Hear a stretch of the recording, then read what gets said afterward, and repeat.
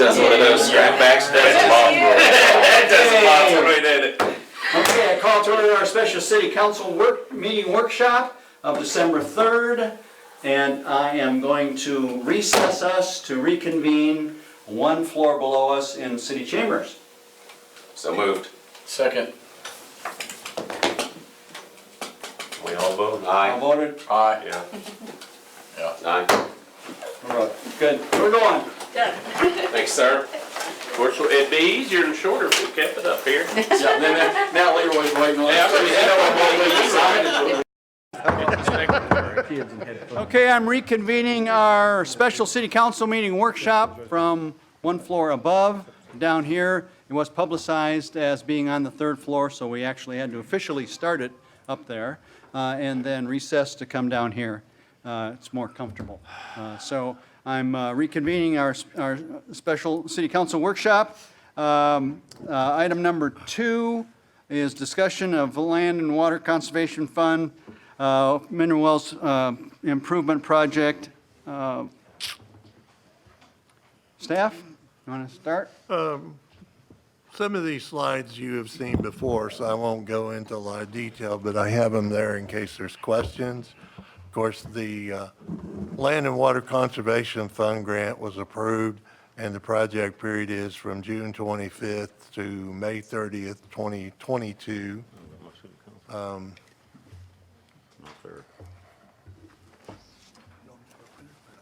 Just so everybody knows, city has a lot of different conflicting constraints that we have to navigate through on this project. Not only historic preservation input, but city council directives, input from general public. Of course, we have limited financial resources, American Disability Act, public bid law. So it gets a little complicated going through these projects to try to make sure we meet a whole myriad of rules and regulations. Again, this project went through the Section 106 review, and it was approved by the SHPO, the Oklahoma Historic Society, or the State Historic Preservation Office. We did have an arborist, and we showed the feedback from the arborist on the trees at the last meeting.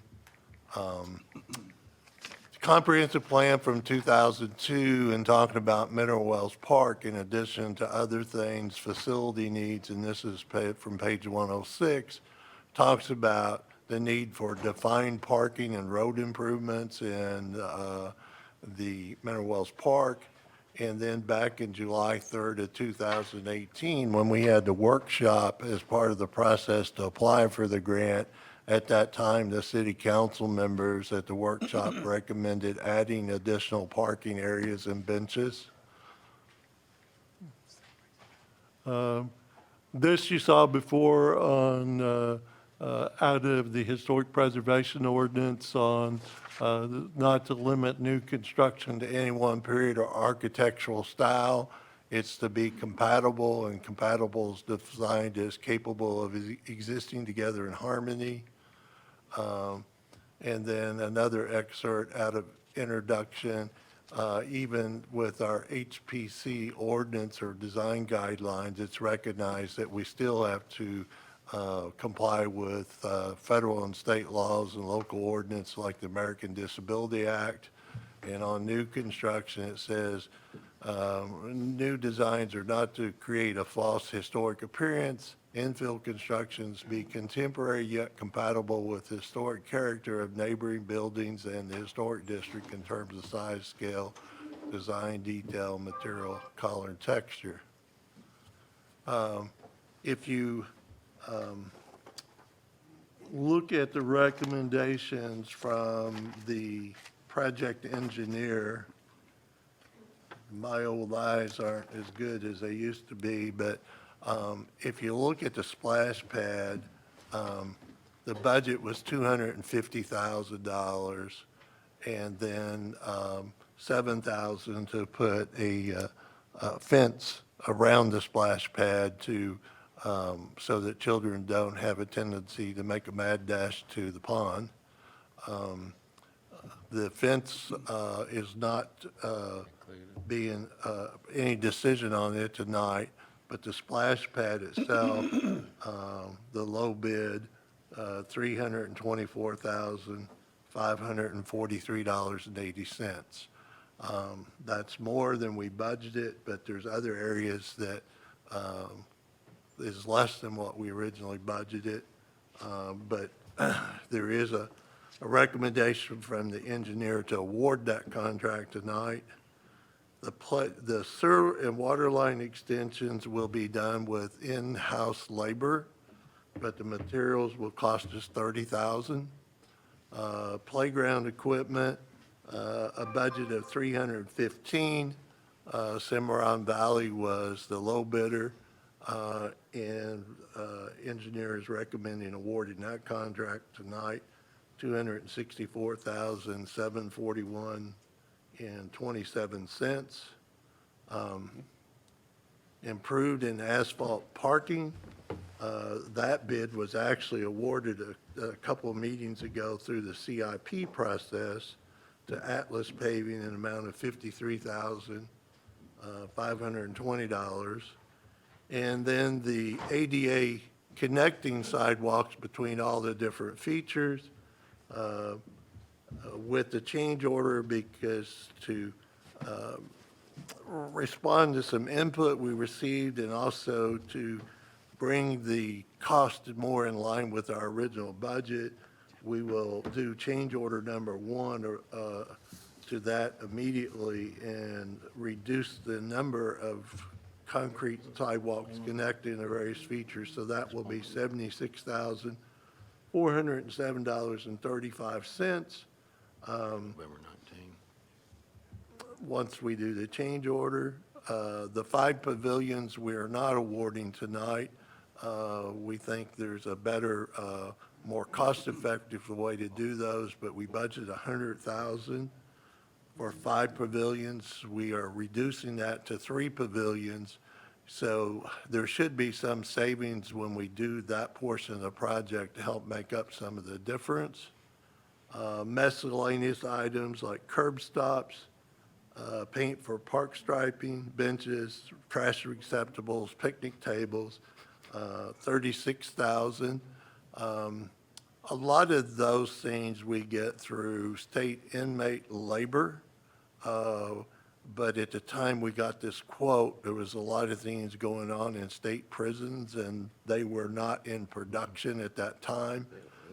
They are back in production, so we think we can shave quite a bit off of that.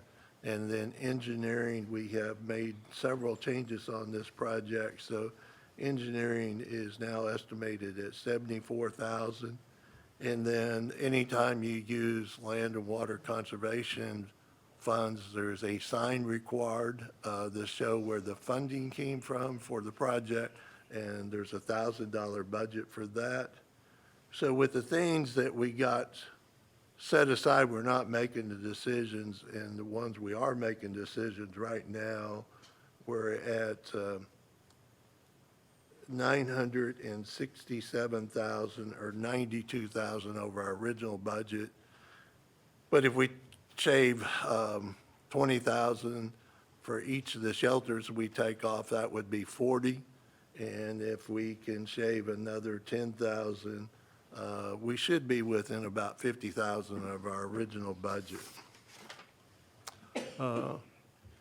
This is the original concept plan. And there was 5 shelters. Splash pad was going in here, and there was 2 shelters down by the splash pad, and then there was 3 shelters around the playground equipment. We got input that indicated that that might overwhelm the existing pavilion.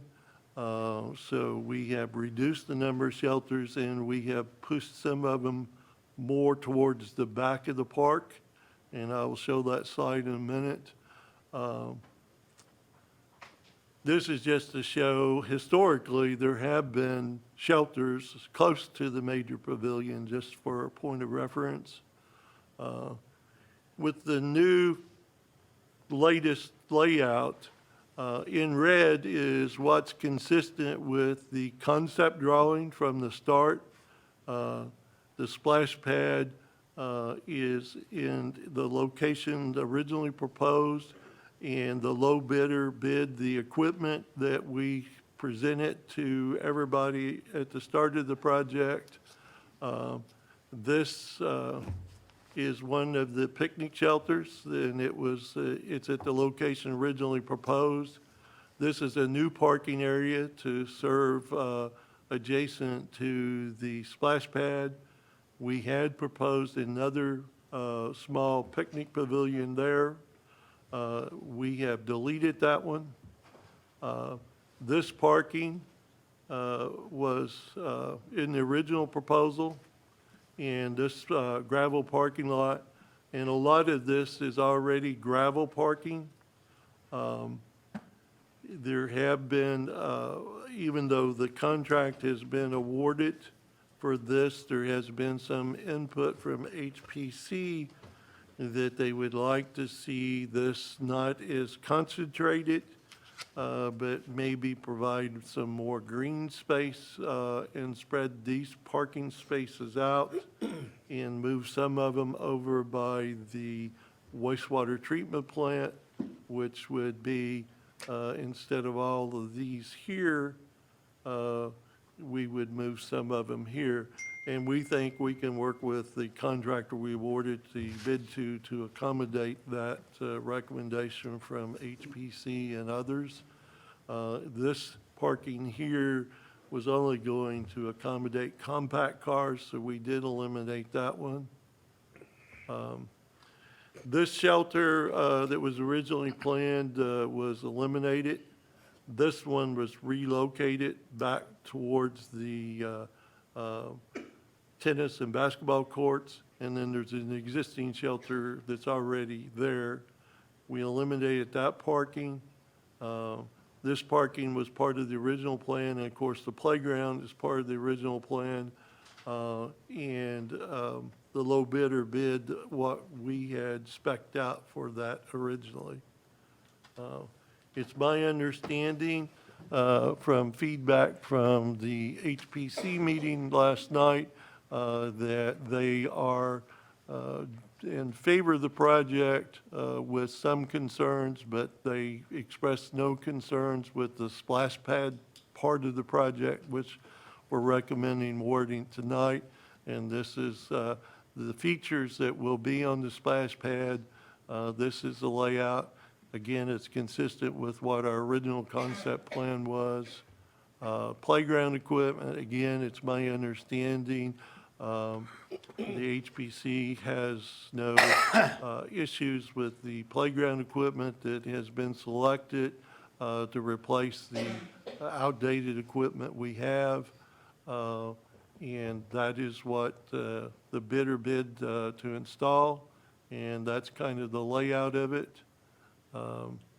Pavilions, this is not in color, but kind of gives the layout. They will be handicapped accessible, and this is more what they will look like. And we're trying to build pavilions that would be complementary of the existing pavilion in the park. And probably we'll come back when we get a chance and put a new coat of paint on the existing pavilion and use the same coloring that's used on the pavilion so that they are complementary of each other. With that, Tenny, our Public Works Director, is here to answer questions. Bill Myers, the engineer, is available.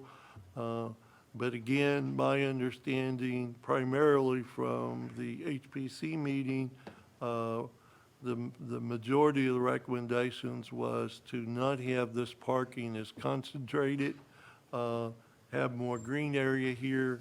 The 3 pavilions they were okay with. The playground they were okay with. The splash pad they were okay with.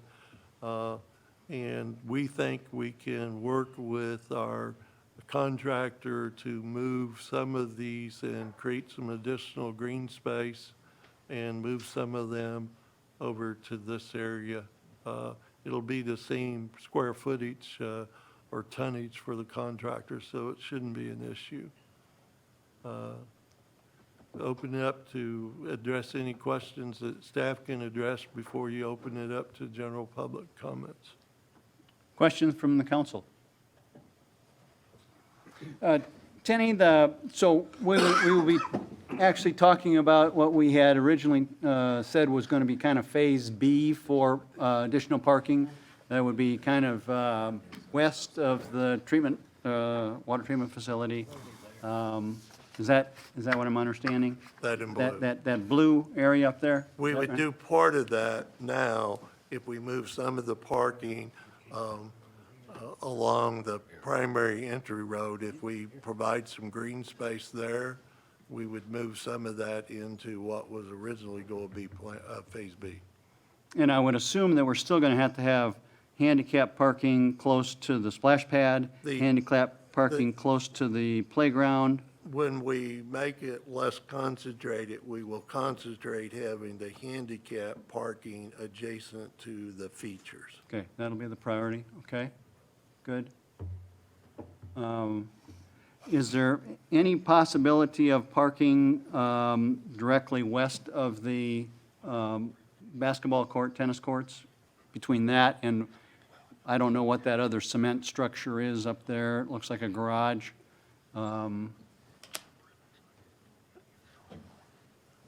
So you're asking if like where the red portion that is just, I would say to Is that the by- east, is that moving red? that to the west? Is that red up there, is that where the horseshoe pits are? Yes. Yes, but that portion had been eliminated. It was only enough area and width to accommodate compact. Compact cars. cars? Okay, okay, so that's the one that's been eliminated, okay? It's in green there with the X's through it. Oh, okay.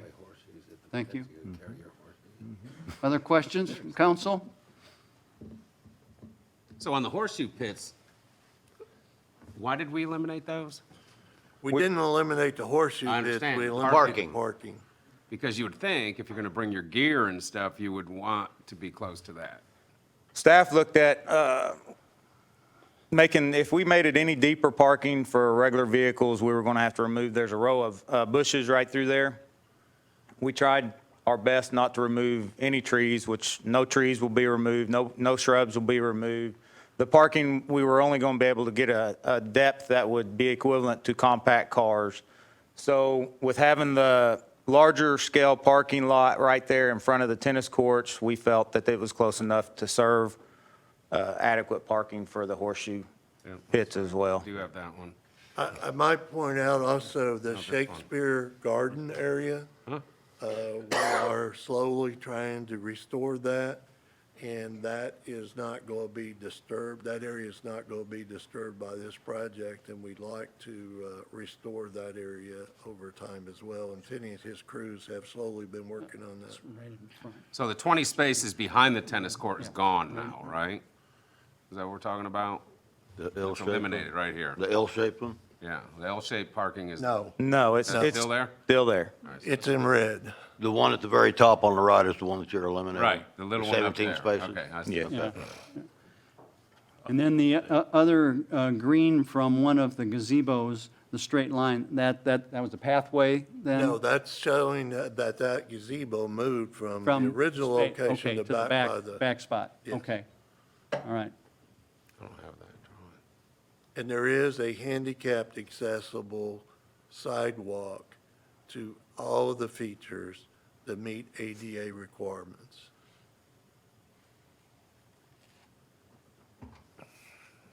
And that sidewalk is 6 feet wide? 6 foot wide with a 4-inch depth. And is that what is required for ADA? Yes, it does meet requirements. The minimum width we could go would be 36 inches. But with having the sidewalk directly in front of the parking, you've got to have the additional width so that once a car comes in and parks, front wheels reaching the stop blocks, The front bumper is going to be taking up a portion of the sidewalk, which is only going to allow you close to 36 inches for a wheelchair. Okay. All right. Good. So a number of changes from the original plan. Well, I think they're minimal, but yes, there are changes. Okay. Anybody else? Before we open it up? Okay, all right, thanks, Denny. I'll go ahead and open it up. I just want to remind you, if you want to come and speak, name, address, you got 5 minutes. We start our formal city council meeting at 7, so we've got to move along fairly decently, but who wants to kick off? It's a open, we don't do this very often, open mic. Not for singing, Jeff, but for comments. Okay? Who wants to start it off? No? Okay. Thank you. You were the only one, I think, but yeah. Okay. All right, come on, Aaron. I promise the stacks of papers aren't as bad as what they look like. The stacks are mostly pictures, I promise, guys. Okay, identify yourself. I'm Erin address. Brown, 519 East Washington Avenue. I'm one of the HP commissioners and the curator and historian at the Oklahoma Territorial Museum. And these are just, the HP commissioners are used to me bringing them stacks and stacks of paper. These are just for your reference. The HP ordinance for City of Guthrie, I pulled off the internet yesterday from our website, just because there was originally some questions about whether the park was a historic resource. It is included in our HB ordinance. Also, I included the first couple of pages from the original National Landmark and Historic Places nomination form that clearly outlines that the original 4 townships and the Mineral Park is a part of the historic district. That nomination form is 87 pages long. I only printed a handful. And then, just again for your reference, a handful of images for you, historic images from the Territorial Museum's collection of the park over the years. So I'm just going to pass these out for you guys. That's a stack. It is a stack. It is a stack. Again, I promise most of it is pictures. And again, they're just for your reference. So the HP meeting last night, thank you very much for allowing us to have that and have the opportunity to talk to Mr. Myers and Mr. Maker. I think all of the HP commissioners came away from that meeting a little bit more confident in the plans that are going to happen with this project. A few things to point out. A couple of people commissioners have received questions from other people about why, in fact, this park is historic. The access to water for the train and the depot and for the people to have drinking water, it's the reason why the depot is located where it is and is also the reason why the city formed around the depot. So the access to the water in Minerals Park is actually one of the anchor points for our town. It's also seen some of the biggest celebrations and festivities of any kind. And you guys have this in your packet that you've received tonight. So just some of the things that we want to clarify. We don't necessarily have any issues with the built and constructed environment here. There is nothing in that park in the built environment that is a historical resource. It is the natural landscape of this area that is the historical resource. It is the park itself. And so, again, from the original grant application, I quote, "One of the most notable features of Mineral Wells Park is the thick canopy of large trees that provide shade for the activities here." That is one of our biggest concerns, is to maintain the historical natural landscape of this park as to the extent as possible, because the HP does want to see improvements happen to this park. Some of our concerns that Mr. Maker and Mr. Myers addressed with us,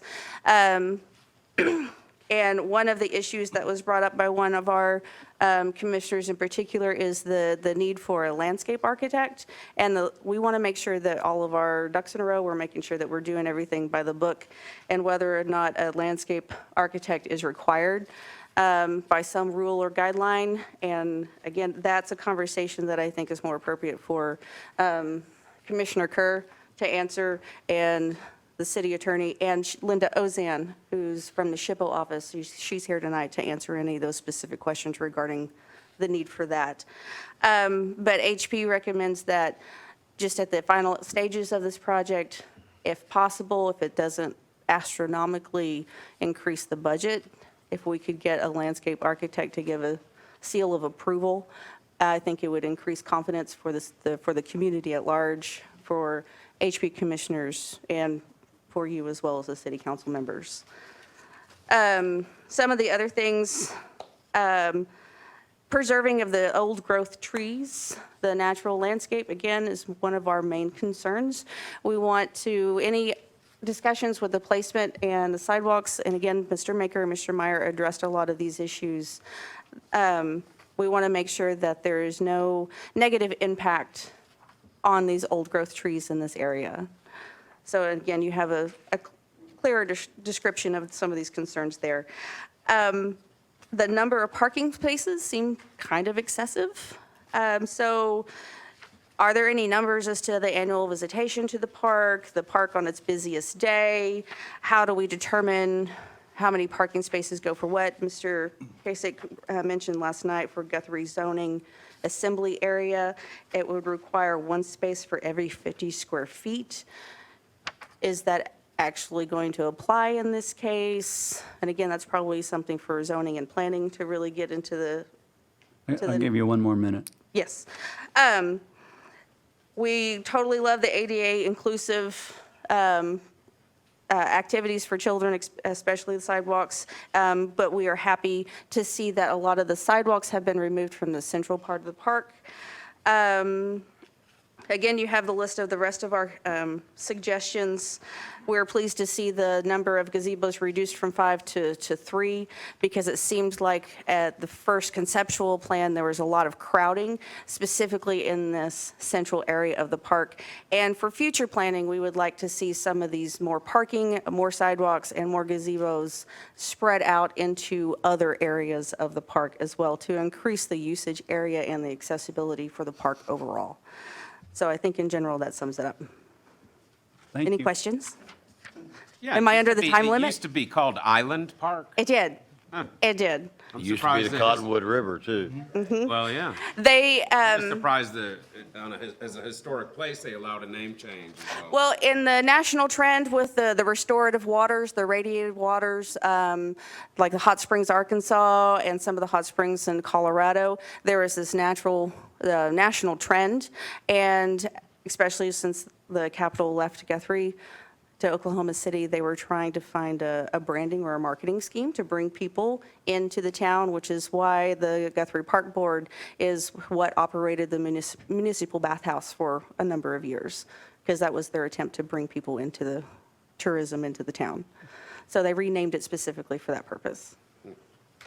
Okay. Any other questions for me? Thank you, Aaron. All right. Anybody else in the public wants to make comments on this? Joe? It's a little Name and, unusual. name and address. Joe Chappell, 519 North Park Street, Guthrie, Oklahoma. You're on the clock. This is a little unusual that we're doing this in the workshop. I don't know whether to wait to speak, but I'll speak now.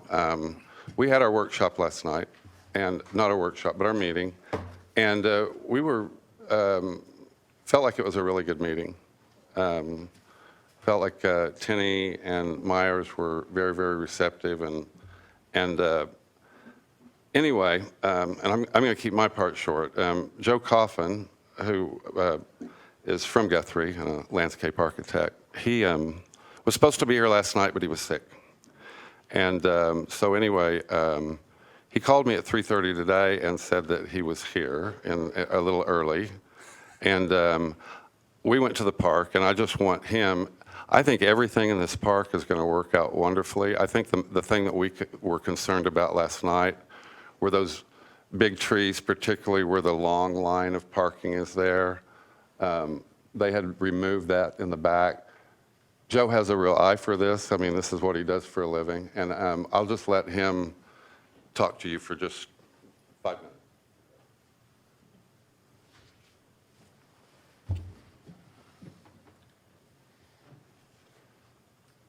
Joe Coffin, 530 Northwest 27th Street, Oklahoma City. Thanks for the introduction. I know some of you, not all of you. I have a degree in landscape architecture from OSU. I've done design work in Guthrie for years. I did the design for Honor Park, the Apothecary Garden across the street.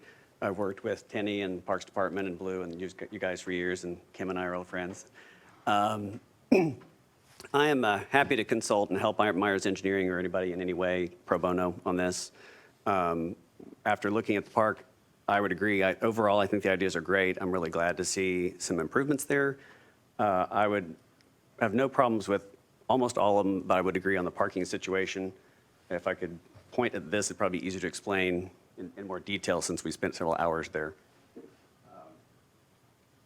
I'm fine with some parking up at this end from here to about here, close to the pavilion and the park and the playground area, but from here pretty much to the corner of the sport courts, I wouldn't recommend it because that's the largest trees on the property, and they're really not going to do well with all these changes. I don't quite understand why you're avoiding the spireas over here, because I can see regular parking there. I don't know that anybody cares about those 30-year-old shrubs, because they look kind of strange 25 feet from the road anyway, and they're Where is probably that? a pain to mow around. It's where you're going to put the compact parking before you take it out or somewhere. Oh, yeah. It's where you're going to put the compact parking before and took it out. So I would suggest putting parking back there and making it normal depth with the sidewalk or whatever you want to do, because there are no trees over there. And those Van Hoot spireas that are ancient look kind of stupid in the middle of the grass anyway. So, and I'm sure you won't miss mowing around them. Also, this area on the west side of the sport court, there's a couple trees in there that you can work around, so there's definitely a lot of that. Could be parking, which is fine. I wasn't particularly a fan of this at all, just because this Spaghetti Junction nightmare of a road thing where no one knows where to drive is already a mess, and so adding more paving to an area that already has too much paving that has no function seems stupid to me. But that's my thought. To solve that problem, I think you could do parking around this road on the east side of this road, on the south side of this road, because there are no trees. It's further from the pavilion and the splash pad. You could put the fencing on the inside of the park, on the inside of the parking, and have gateways to get through to keep the kids from the parking area. And I'd rather see more grass between the pavilion and less parking cars, so people can go from the pavilion to the splash pad and not get run over. So that's, and there's a spot also on the west side of the pavilion for a few parking spots if you wanted to, right in here. But I'm not particularly a fan of that or this. But your primary concern is the trees? Correct.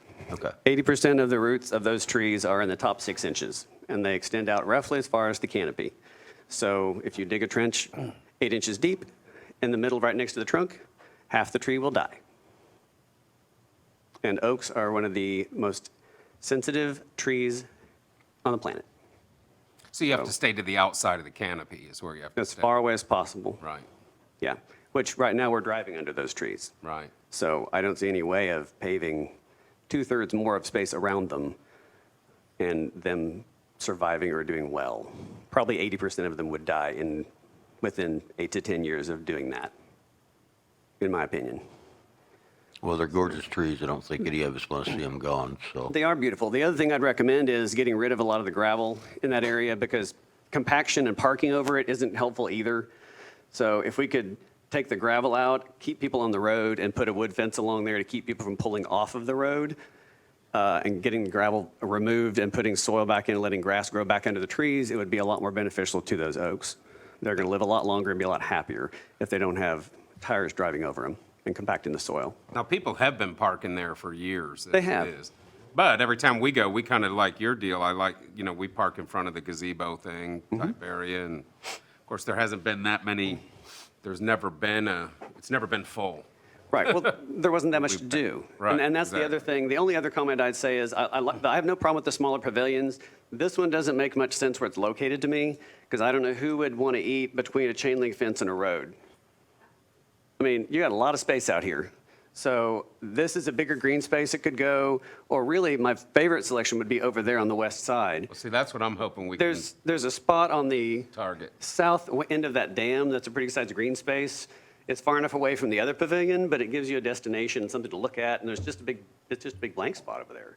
So to me, having one over there and the old one, and not doing this one, Well, if you And I go have no back, problem with the Leroy's others. proposing other parking over there too, which Right. would tie in that whole side, and we've already approved a road over there. the other road would be thing, if redone. you've got sidewalks to use up, from that pavilion across that little damway to the bathrooms would be a great idea, because right now it looks like a mowing nightmare. Because you can't hardly get across there without a machete, or, because the weeds are 5 feet tall, and they mowed it recently, it looks like, but that's not normal from what I understand. And So that- of course, that would- our comprehensive plan called for or suggested a bridge from that side over to the main area. Yeah, I mean, but the existing dam that's there, actually, it looks like it's got a spillway underneath it sort of thing, but I don't know why you couldn't put a sidewalk across the top of that, and then it makes your circulation a loop for someone that wants to walk or jog, and you don't feel like you're going to get attacked by some creature that crawls out of either side of the swamp. Okay, Joe, thank you for your comments, You're welcome. Joe, especially your comment on pro bono. we're hoping that we're hoping we can get Myers to follow that kind of lead. You knew we'd catch that. And since I didn't use my whole 5 minutes, I did want to say, just for those of you that didn't see the meeting last night, I got a little history lesson on those trees. And they're bur oaks. They're rare in Oklahoma. They only grow in the perfect spot, and that happens to be the perfect spot. They floods don't bother them. Those trees are probably 100 years old. They'll live to 300 or 400 years old. They could be 200 years old. I don't know that. But if you plant one in your front yard when you're 20, Be that bigger. you're not going to have a big tree when you die. Okay, they're very slow growing, and so that's why and I don't think in our meeting last night when we were talking about moving parking around. The places that he located them, I don't think we're going to lose any parking. You know, the numbers may be a little less than 90, but there might still be a need for some across behind the water treatment. But I know this sounds like I had no idea that he was going to be here early, but I'm glad he did. And when he was doing this, I said, well, would you do this pro bono? And he said, yeah, I would. For Guthrie, I would. So. I like the parking on the other side. Is this, One caveat. Sorry. The other thing he just reminded me of, that you probably don't know also about bur oaks, is they have the largest acorn of any oak tree.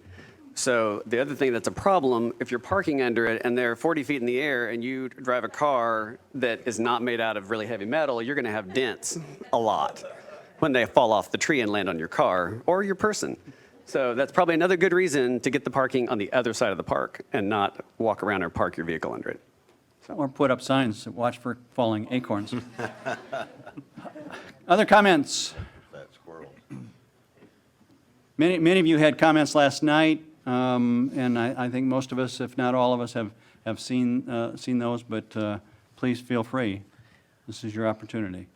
Is there any lighting plans for this? I haven't seen any lighting. I think, is there any plans for making the park more lit or more period-looking lit?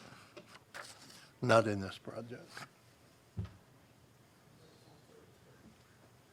None at Okay. all. I thought I remembered lighting in there at one point. No, No? not in this project. What Okay. lighting do we have down there now, Leroy? It's done. Kenny would be better to answer that. All OG&E, security lighting. Pole lights out by the road, Security pole lighting through the park? through the park. Okay. Right. Okay. All right, hearing no other comments, I'm adjourning our special city council meeting workshop. Discussion of the Land and Water Conservation Fund Mineral Wells Park Improvement Project. and Guthrie bid number 2019-96. We had obviously, a significant part of the workshop addressed those same issues. Staff comments? To go through the engineer's recommendations so that we're all clear, the bid for the asphalt paving under the park project, you will be rejecting that. The paving of the parking area was awarded to Atlas Paving a couple meetings ago. But we will work with that contractor. You all probably can't see the arrow but this long stretch of parking, we will take in the recommendations that we have from HPC and others and look at providing some green space here. Whether we take all of this stretch out or not, we'll look at that. But whatever we take out here, we'll look at maybe putting here or putting over here. The blue. In the blue. So tonight you would reject the bid for the paving, asphalt paving. The sidewalks, it's my understanding that the ADA accessible sidewalks connecting with the change order, reducing the amount of sidewalks was agreeable to HPC, and the city engineer is recommending awarding the sidewalk section C to C4L Construction of Edmond in the amount of $111,854.80 with a concurrent deductive change order in the amount of $35,447.45 to take the quantities out of the sidewalks we deleted. So the contract amount would then be adjusted to $76,407.35. I'm lost. The next one on the splash pad, this is the engineer's recommendation I'm reading from.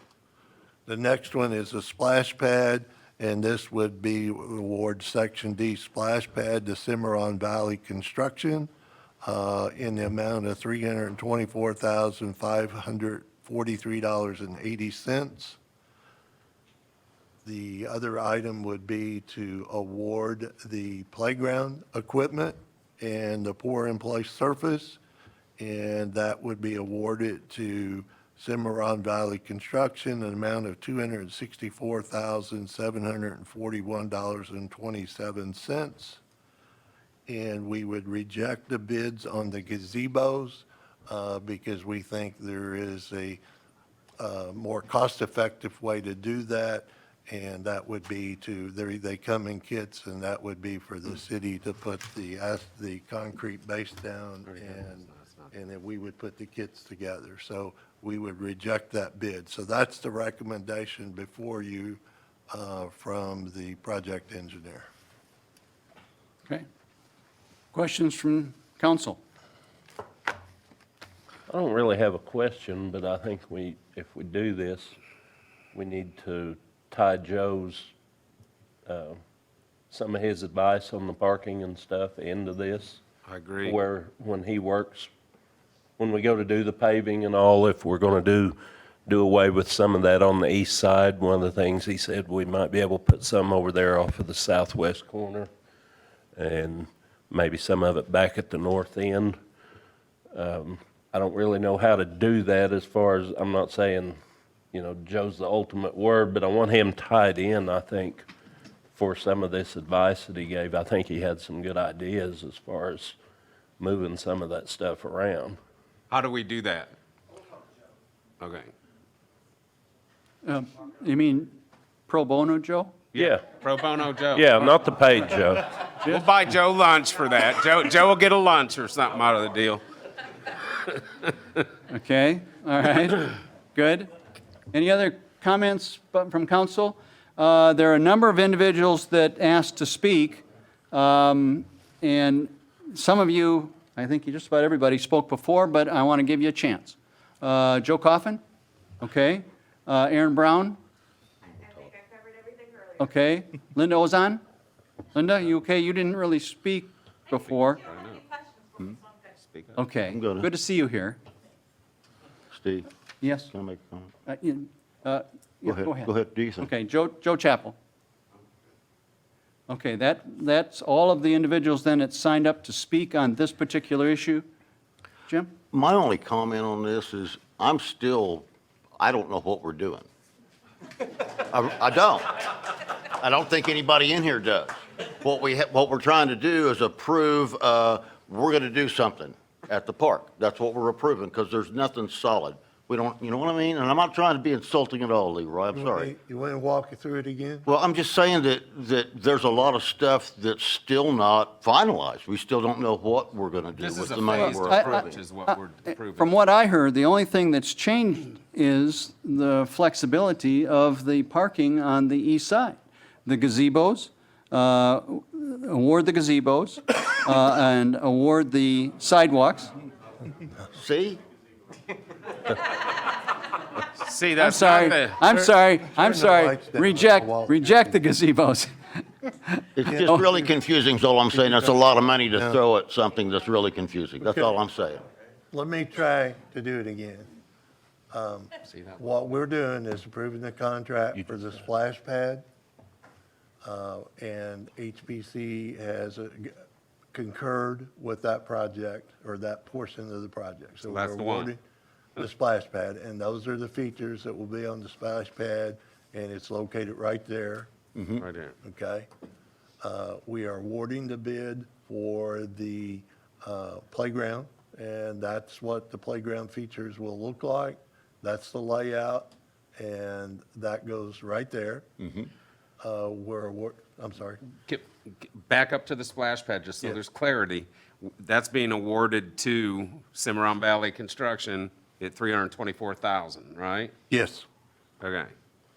And the playground is being awarded to Cimarron. Cimarron Valley as well for $264,741.27. The connecting pass, the ADA connecting pass that connect this gazebo, the splash pad, this parking, and goes around this parking and connects these features.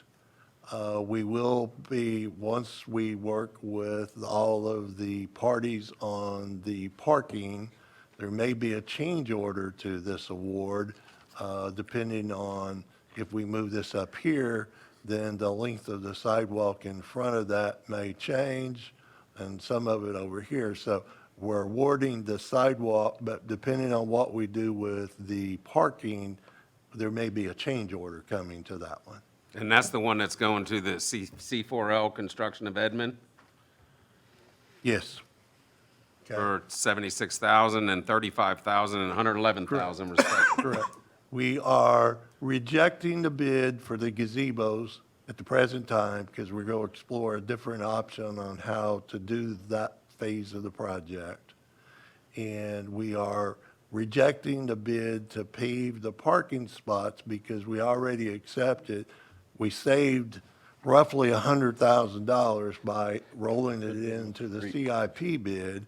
We've already accepted that, but once we get with landscape architect, Free Joe, or whatever term you come up with, Mary. Pro bono. Pro bono. And the architect, when we make those adjustments, then we'll do a change order to that contract if Okay. need be. So that's what we're doing. Is that helpful? Okay? Yep. Okay, any questions from council? I'm going to move to approve. Okay, we have a motion and a second. Any other discussion? Yeah. We have a person that's missing. I think we need to let that person be involved in this as well. Now, it's not against you, Leroy, or anybody else, but I think we need to have somebody in here. We need to have a seventh person to vote. That might not be for a month. And Well, we've got a motion and a second already, right? Yeah. Yeah.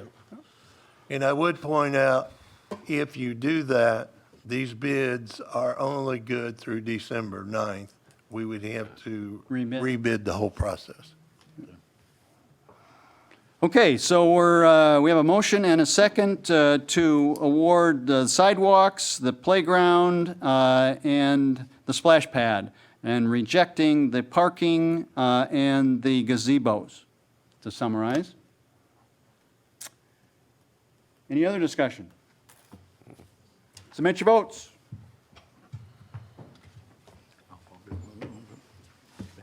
See the votes. By a 4-2 vote, we are approving to move forward with the paving, with the splash pad, with the playground, and with the sidewalk, and we rejected the bids on the parking and the gazebo.